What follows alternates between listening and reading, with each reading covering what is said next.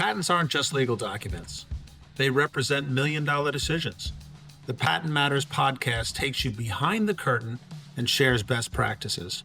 Hosted by the experts at Ensemble IP, we're having real conversations with innovators, patent attorneys, agents, and IP leaders who know the stakes and know how to win. Welcome back to Patent Matters, the podcast that explores how idea becomes inventions and how patents can protect, shape, and support innovation across industries. I'm your host, Mia Rasmussen, VP of Customer Engagement at Ensemble IP, and I'm co-hosted with Dave Hunt, our CEO. And today's episode takes us inside the corporate world, following an idea from early concept all the way to market through the eyes of someone who's done just that for decades. So we're joined by Lars Balzer Nielsen, who spent 25 years leading patent strategy in the diabetes and obesity care industry after starting his career as a patent examiner. He holds a PhD in chemical engineering and brings a rare perspective to how patents are handled from inside one of the world's most highly regulated and innovation-driven industries. So together we'll talk about how large companies manage everything from timing and budgets to litigation, licensing, and cross-functional collaboration. And also the human side of working with scientists, legal teams, and business leaders to make right IP decisions at the right time. So whether you're inside a corporation or just curious on how big players operate, this is an inside look you want to miss. So welcome, Lars. Thank you for joining us today. Thank you. I'm excited to be here. Great. And thank you, Dave, for co-hosting with me today. Thank you for having me. It's a pleasure to see you, Lars. And Mia, thank you so much. Nice. Do you want to tell us a bit more about yourself? Well, I think you said most of what is to be said about me. For the patent nerds out there will want to know, I'm also a European patent attorney, and I also attended the UPC training. So those bits I've added on as well. Yeah, my PhD was in something completely unrelated to what I've done professionally, but my education was in chemical engineering, but also a lot of genetics and biotech, and that's mostly what I've been doing professionally. Fantastic. Dave, anything you want to add before we dive deep into more knowledge in Lars's brain? Well, I'm really interested with such a varied background and quite a bit of experience. How do you approach new innovations and deciding whether or not to have something patented or whether to hold it as a trade secret? Is it different by industry? Is there quite a bit of discussion that goes on at a large corporation that depends so heavily on innovation? What sort of comes into account when making that decision? I should probably make a big disclaimer up front because the vast majority of my professional experience comes from the pharmaceutical industry. So what I know, or think I know, is from that industry, which I think is very different from other industries, the tech industry, generally industries that have product life cycles that are much shorter. So bear that in mind whenever I say something. It comes from that perspective. A lot of ideas get generated in a large corporation, and if you're well connected with the organization, you will hear about it in your IP function. So in my experience, the key is to understand what is your business. How do you become a successful business? What is it that actually at the end of the day adds to your bottom line? And your IP strategy should be focused on that. I don't really like the term IP strategy because I think that you just need your IP to support your business strategy. So that's where we take our starting point. What is the business strategy and how does IP support that? That, I think, gives some really good guidance as to what you should keep secret and what you should patent. In my professional career, we've had a pretty restrictive approach to actually filing patent applications. If you look that up, you'll see that for the size of the company, it doesn't really have a whole lot of patents, whereas other companies in tech and commodities industries will have many more patents. So I like to say that we have few patents, but individually they are super valuable. And that guides a lot of what we do about how we go about actually managing the patents and what we choose to file. Trade secrets are also important because it's actually an IP right in itself. It's enforceable if it's being inappropriately used. So you need, under certain conditions, if you want to sort of enforce that right somehow, then you need to take certain steps. But also there's stuff you don't want your competitors to know about. You need to manage that to limit the risk that happens. Yeah, it's really interesting. It's interesting that you say it should flow from the business strategy. I've heard that before in the context of where to actually file. There's so many countries where you could desire protection, but it may not make sense for your business strategy, and you have to balance that with the budget as well. Do you find in your career that you've also had to think about that and you would love to file in a certain country, but it doesn't quite flow with the business strategy and it may not make sense? Have you seen that as well? Very much so. That has actually been a key point of discussion throughout my entire career. Where do we file? It's actually something that's being addressed, I would say, almost on an annual basis, more often actually. And I've also been part of launching some really successful products. And as they matured, we probably thought about, had we had that knowledge when we chose where to file, we would probably have done differently. But the thing is that all of your choices about where to file have to be made really early in your product life cycle. And in the pharmaceutical industry, the product life cycles are extremely long. So you're basically sitting there trying to predict what your markets will look like in 10 to 15 years or even more. And that's something that just cannot be done. I've also, through in licensing activities, I've taken over patent portfolios from other companies. I've seen many different versions of how this is done. I can see that some companies try the very safe, but also very expensive decision to just buy everywhere in countries that I hardly knew existed. I just think that's too expensive. So the balanced approach, and but I would say probably for the majority of the inventions, they only need to be in a much smaller list of countries. Yeah, so if I may follow up on that, Mia was mentioning your experience in diabetes care and obesity drugs, which right now there are blockbuster drugs now out for obesity, for example. Do you ever regret not having filed in a certain country? You're like, wow, that really took off, and there's so much opportunity in this one country that we did not early on believe that we would file in. Does that happen? And if so, what do you do? Are there other ways that you can protect the innovation and the income stream that you've developed? Or do you just compete like everybody else and then it's a free-for-all? First of all, I don't worry about things I can't change. You made your choices, just have to live with them. Have I regretted? I think for every product I've been involved in, I probably would have liked to have more patents. But again, you have a budget and you have to optimize that, what you're doing in accordance with that. Again, particularly for the pharmaceutical industry, the trigger point for when you actually see competition is probably when your product goes off patent in one or more major jurisdictions. Because again, even for competitors and generics, bringing these products, copies of your products, is an expensive thing to do. So you probably have that point in time as your trigger point, and before that, you may not have to do that much. But of course, as soon as that starts, the race is on, and it's every country matters. What can you do? Well, there's many, many other ways that you can address competition, and one of them is to compete on price, of course.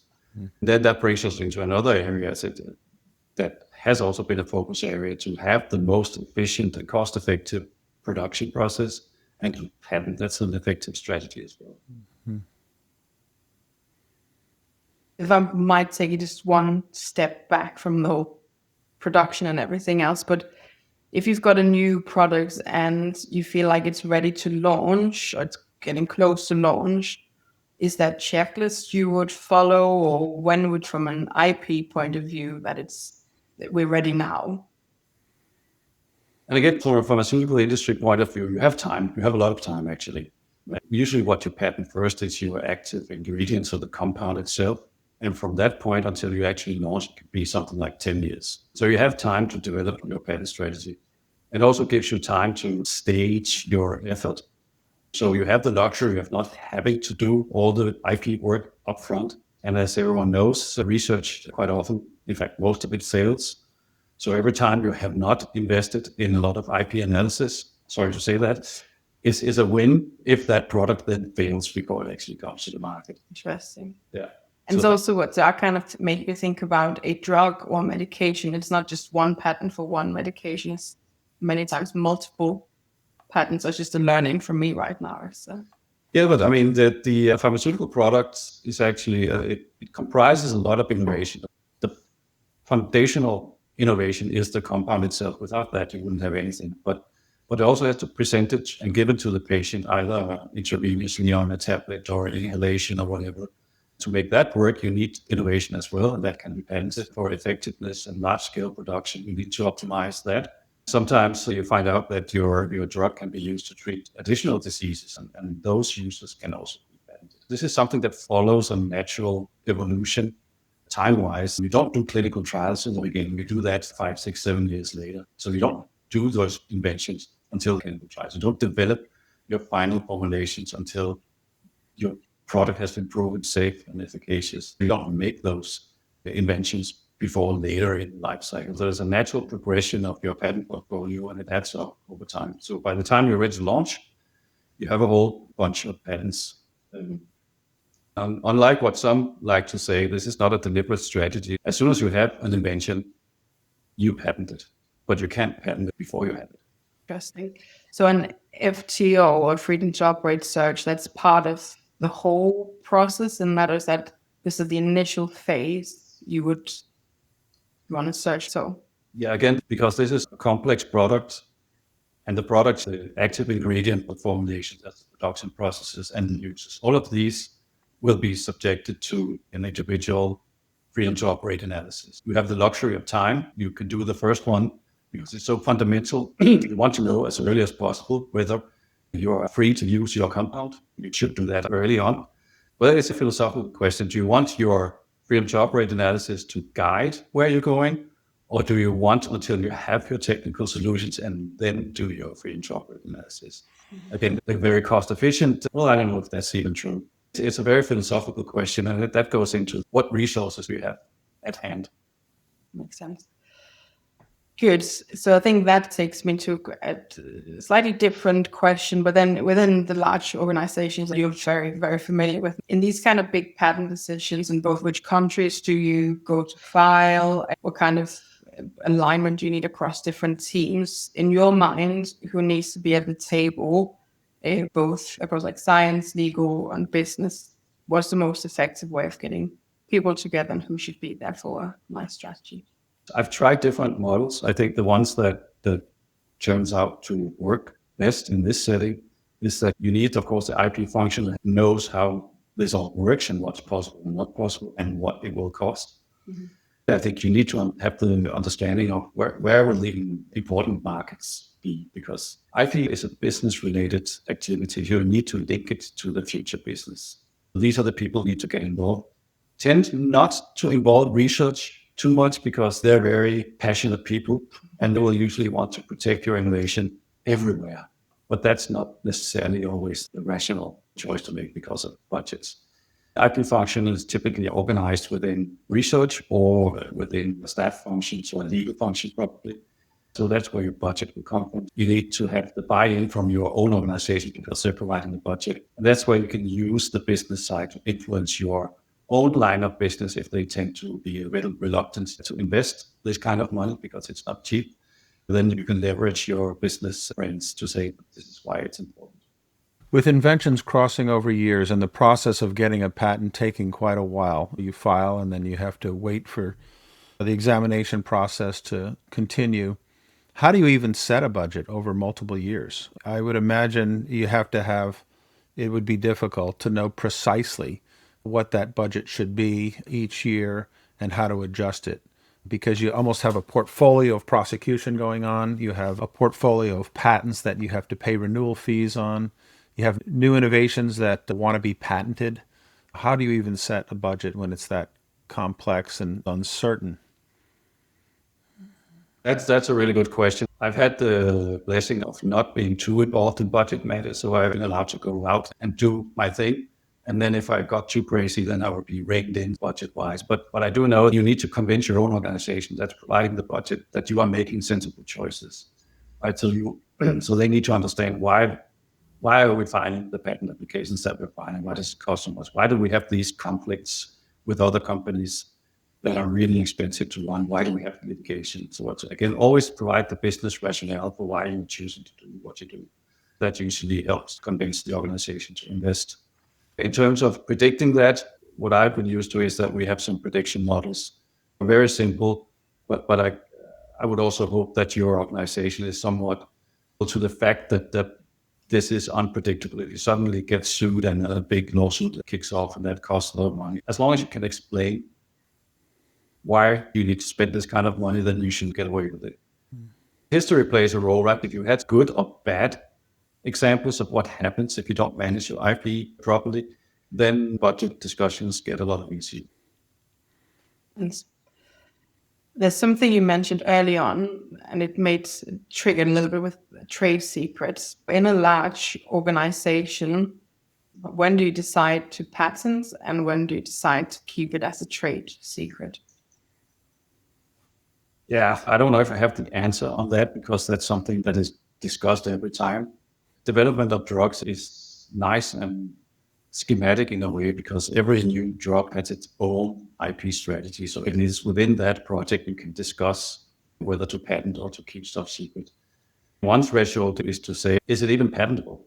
Right. So that's one discussion you should have. Sometimes you say, well, this is probably too small. The scale of innovation is probably too small. So let's keep it as a trade secret. But it could also be of such key importance that the best trade secrets are not even patentable. Of course, I can't tell you exactly what they are, but there are some trade secrets that this is not something you can patent, but it's super important for the product actually. Makes sense. Yeah, in effect, when you patent something, you are sharing with the world some competitive intelligence.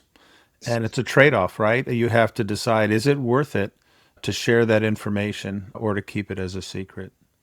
That's one consideration. The other consideration that I've experienced is if you think your trade secret is at risk of being not so secret anymore through, I don't know, various means, then maybe you're better off patenting it.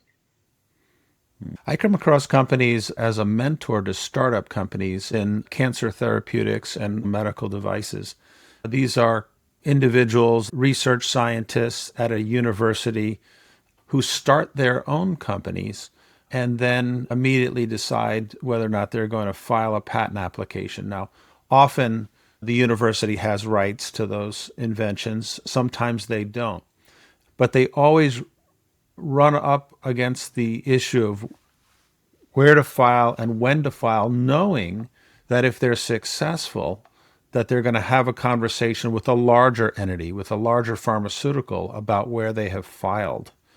When you're looking at organizations like that, what can those organizations do so that they don't make a large mistake later on when they are part of a larger organization? Are there certain, I don't know if those rules or approaches that you would recommend for a startup in that case, knowing that they may not even have the budget like a large corporation to even file in a couple of countries? You touch on a very key issue in collaborations and stuff that you license, acquire later on as a large company. I've seen many examples of IP I would not have filed, but I also do understand that from whether it's an academic institution or a startup or spin out, the role that IP plays for them is different than the role it plays for large pharmaceutical companies. It is also putting something out there that will make investors recognize that this is actually something that's worthwhile. It also makes it look very attractive to companies like us. My advice would be to absolutely protect your innovation, but the main consideration is try to leave room for the future and probably more important patents that need to be filed. It's relatively rare that a startup company comes with the finished molecule that will be the key ingredient of a drug, but they have a conceptual idea of what it is. So patent that, but don't speculate too much in your patent applications or publications. Do that in a rational and thoughtful way so you don't make it difficult to patent the key and financially important innovation later on. In terms of countries, the world of IP is made for corporations. It's very challenging for a university or a small startup to have and to be able to fund a patent portfolio of significant or sufficient size for a pharmaceutical product. That's virtually impossible because that's really expensive. So again, if your objective as a startup is to show you have something as a core innovation, patent that, you could probably get away with patenting that in the key countries which are not that expensive, the major jurisdictions, and then make sure to leave room for the patents that need to go out in the entire world. Yeah. So if you go into like the larger organization, so managing the IP budget, you spoke a little about that. Where do you see the main surprises in both like managing the budget, but also staying within kind of having a successful and well-run IP team to make sure everything runs as you'd ideally want it, but also what are the pitfalls in those sections? I think that most of the elements of your IP function, the filing, the prosecution, the maintenance fees, all of that I think is predictable. So I think the key unpredictable factor is what your competitors are going to do. How much are they going to put into trying to invalidate your patents? That's an activity that can have a large volume and it is very expensive. The best result from managing that is to have your key in-house IP function, but using experts, external experts for doing both searching and but also the actual contentious work in courts or patent offices. I think that's a big unknown is what competitors will do. Hopefully your organization understands this is unpredictable and there has to be some leeway for adapting to an unexpected situation. How would you prepare for the unexpected situation? How do you prepare for the unexpected? Yeah.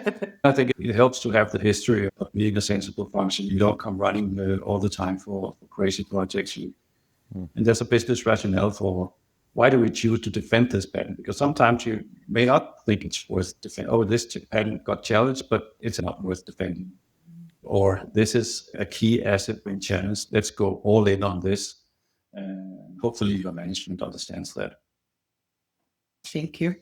So from your experience in the industry, how would you build a successful IP team across different functions? And is it all internal? Do you look at outside counsel? How does that all fit together?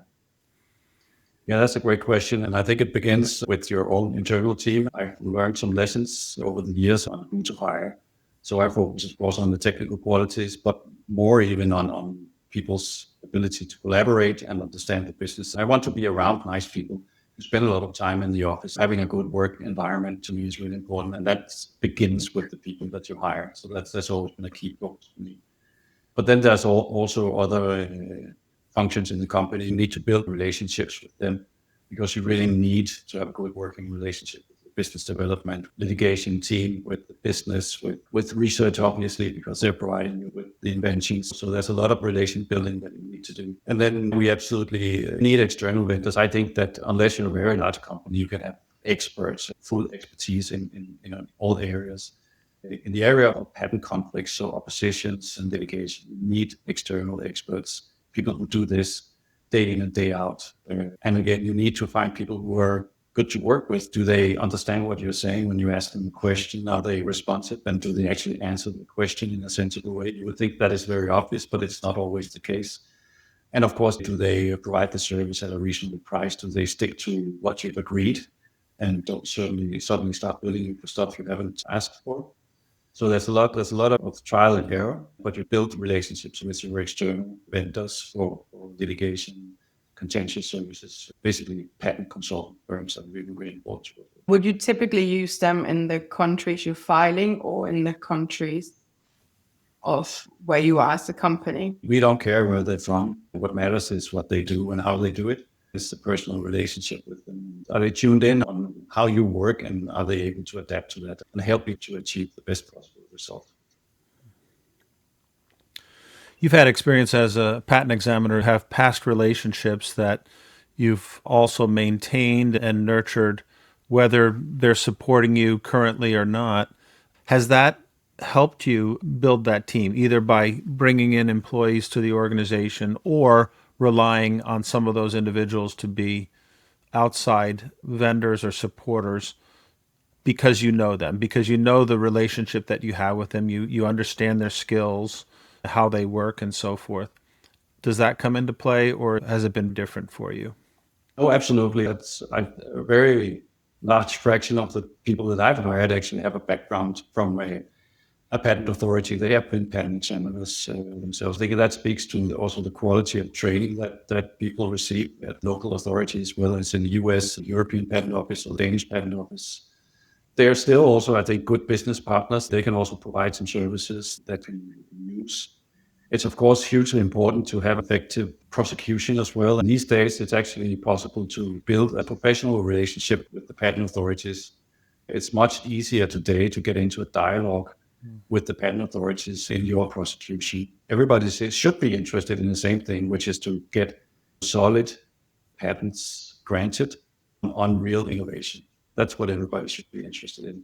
Yeah. And last but not least, patent authorities are also great partners in your advocacy work because they are represented in organizations that are important to companies. So they can be your good partners in advocacy work. You're touching on something that I find interesting. Too often we see other parties as adversaries. You know, if they're a patent office, a patent authority, or a competitor.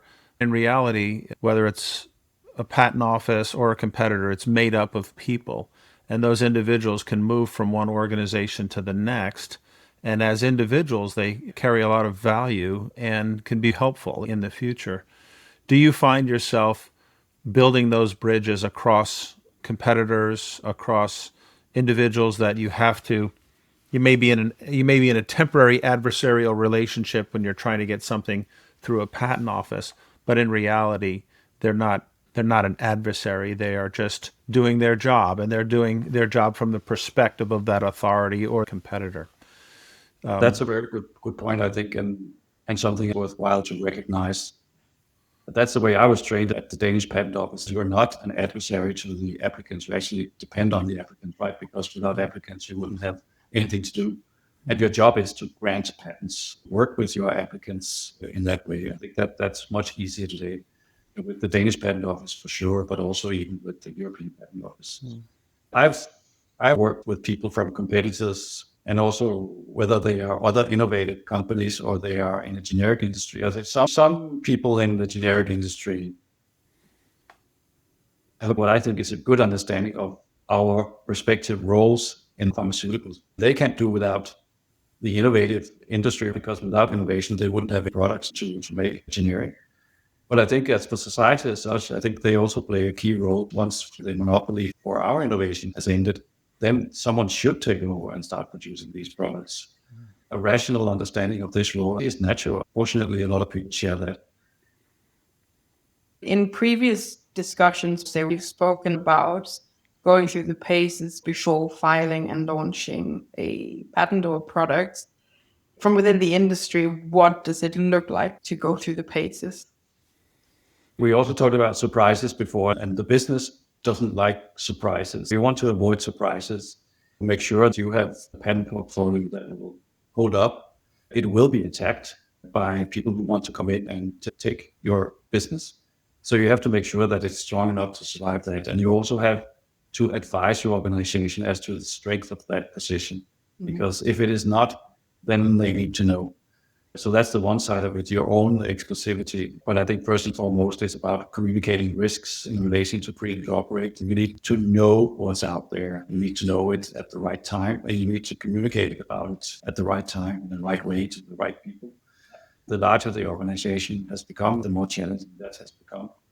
Again, fortunately, in this industry, you have time, but at the extreme, that's also a bit of a challenge, because You said something like 3 years ago, but nobody remembers anymore. The people you told are not there anymore. They have different jobs. You have to be the fixed point that remembers things and have a setup that remembers things. So both what you said and also when you said it to whom, and keep repeating your messages so they are remembered and acted upon. The last thing you want is to have a big launch of a new product and then someone stops you, or even worse, you launch and then you're taken off the market. That could be a disaster. So we don't want that to happen.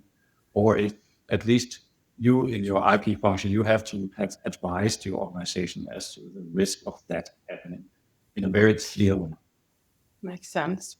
So then I'm guessing that, so if we think about like the IP teams, regulatory and commercial teams, they'll all have different ideas, ways to get to a product launch. And even if you think, especially in the pharma industry, where there's a lot of different regulations in different jurisdictions, so how do you make sure you follow the regulations for different jurisdictions you file? But I think here it's a question of knowing your limitations, because you can't be an expert in regulatory law in 170 countries. You can probably pick up an expert role. I mean, in key European countries, if you have US representation, you need experts there, and they will hopefully be there. But then again, once you get into that situation, you have to rely on local counsel, find good counsel. If you have people on the ground, they can help you to find the good counsel. So you have a network of other IP professionals. Here we talk about your colleagues in the same industry, but in different companies. They can really be helpful. Say, oh, do you know a good person in Indonesia? You need your external experts. You can't be an expert in everything. Wise. That's an expert saying that. Yeah. Yeah, good. So essentially a big part of creating good teams and having patents where it makes sense is knowing how to create a good portfolio.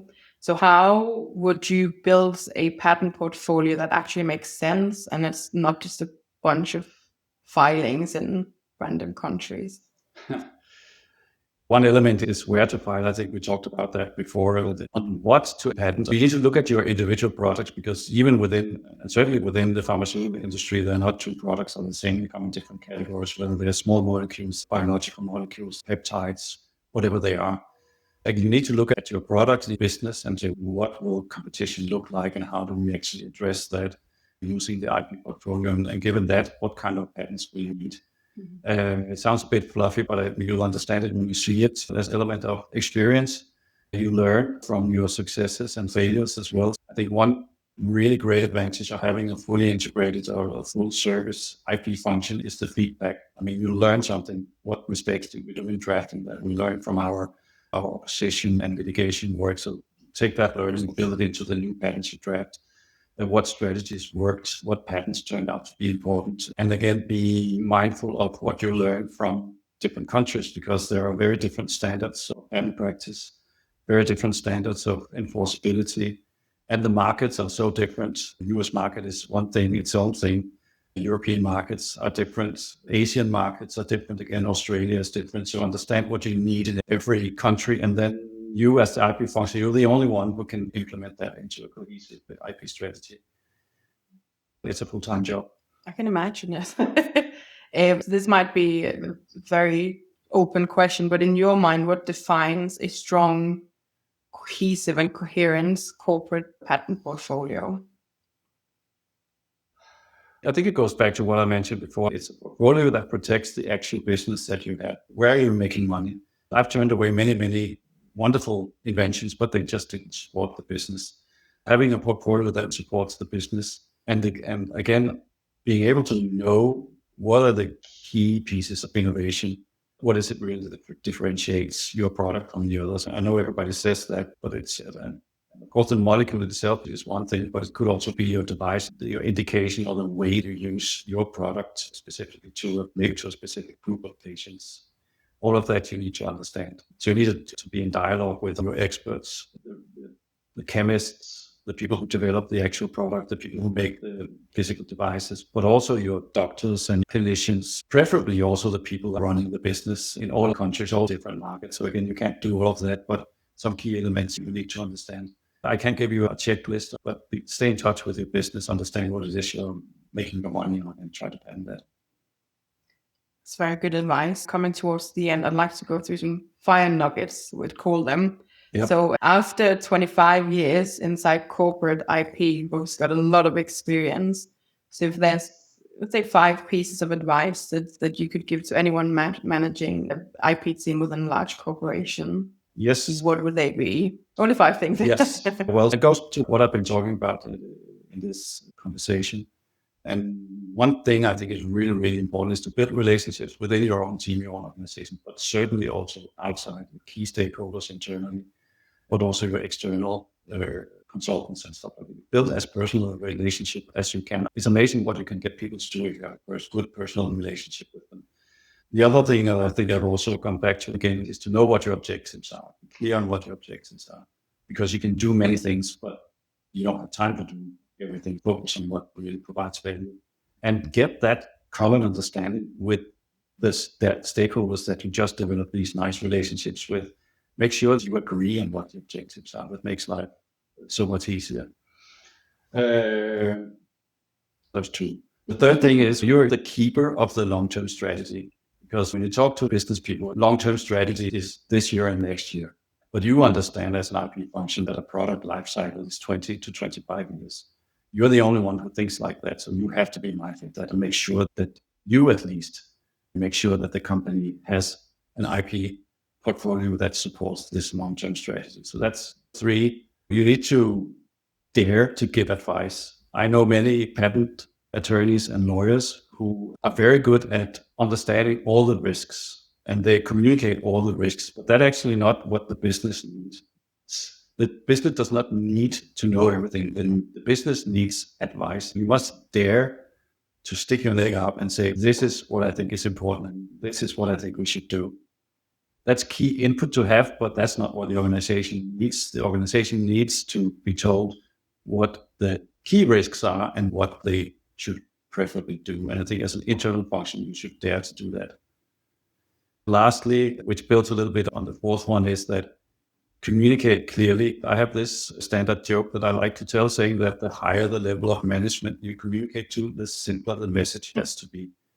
But I think it's really good to just speak layman's language when you talk about this. And that is possible. It takes work, but don't fall into the trap that all professionals do and use internal lingo that nobody else understands. Just speak plain English or whatever your language is and say it like it is. And don't be afraid to say it.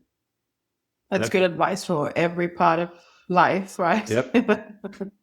So those were 5 things.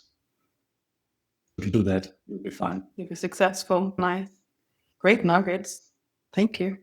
Dave, do you have anything to add? I don't, but Lars, thank you so much for participating in the podcast. It's an honor to learn from you and build a relationship with you. The advice you've given is not apparent to many people. Those who work in a patent department or in an organization that is innovative and obtains patents and protects them, this may be familiar to them.